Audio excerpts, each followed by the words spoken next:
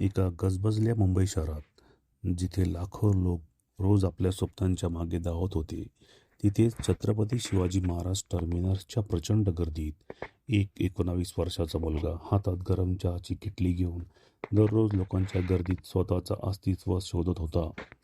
त्याचं नाव होतं आरव. चहा, गरम चहा हीच त्याची ओळख होती. ना मोठं घर, ना श्रीमंती, ना पाठीशी कोणाचा आधार.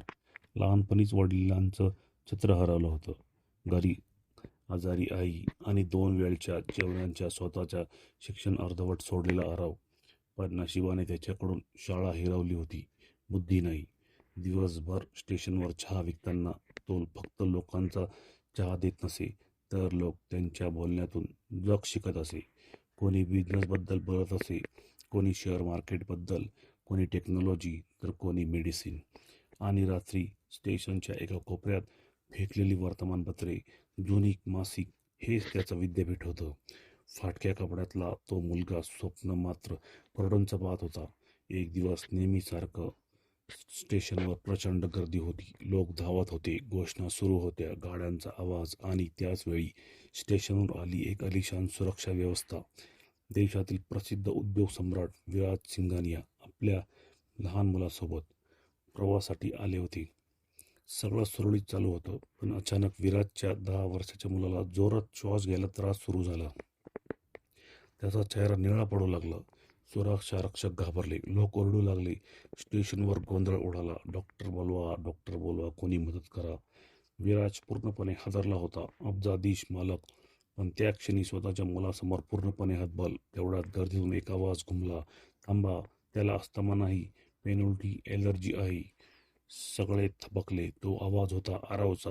हातात चहाची किटली, पण डोळ्यात विलक्षण आत्मविश्वास. तो धावत आणि ओरडत आला, त्याच्या बॅगमध्ये पेन असेल, लगेच तपासा.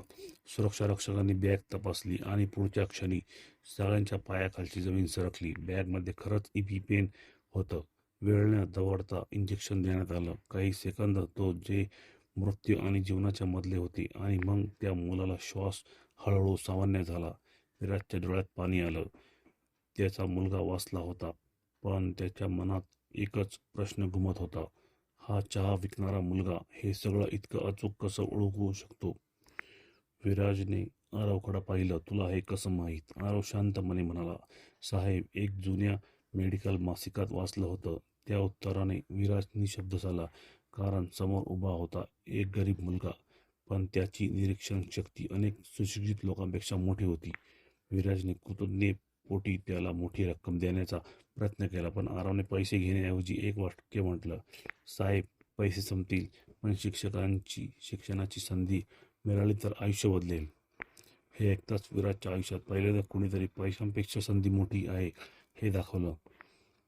त्याने आरवच्या शिक्षणाची संपूर्ण जबाबदारी घेतली. पण ही तर फक्त सुरुवात होती. काही महिन्यानंतर विराजच्या कंपनीत करोडोंचे नुकसान सुरू झाले. कॉन्फिडेन्शियल डाटा लीक होत होता.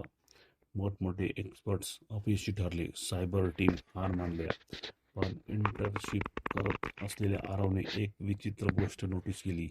डाटा सर्व्हरमधून नाही, तर ऑफिसमधल्या स्मार्ट कॉफी मशीनमधून चोरी होत होता. सगळे हसू लागले. चहा विकणारा मुलगा आम्हाला सिक्युरिटी शिकवणार. पण जेव्हा तपास झाला, तेव्हा सत्याने सगळ्यांना हादरलं. कॉफी मशीन सॉफ्टवेअर अपडेटमधून डाटा चोरी होत होता, आणि कंपनीतले काही लोक या कटात सामील होते. एका प्लॅटफॉर्मवर चहा विकणाऱ्या मुलाने संपूर्ण साम्राज्य वाचवलं होतं. त्या दिवशी विराज सिंघानियाने संपूर्ण बोर्ड समोर जाहीर केलं, आजपासून आरव फक्त विद्यार्थी नाही, तो माझ्या कंपनीच्या इनोव्हेशन कौन्सिलचा सदस्य आहे. वर्ष लोटली. आरवने स्वतःचं नाव जगात कमावलं, पण तो स्वतःच भूतकाळ विसरला नाही. तो पुन्हा त्या स्टेशनवर परतला, जिथे तो कधी चहा गरम म्हणून धावत होता. यावेळी हातात किटली नव्हती, तर 200 गरीब मुलांच्या भविष्यासाठी शाळेची चावी होती. त्याने तिथे मोफत शाळा सुरू केली, आणि उद्घाटनावेळी फक्त एवढंच म्हणायचा, मला एक संधी मिळाली. पण आता कोणत्याही हुशार मुलाला गरिबीमुळे थांबावं लागणार नाही, कारण प्रतिभा गरीब असू शकते, पण स्वप्न कधीच गरीब नसतात.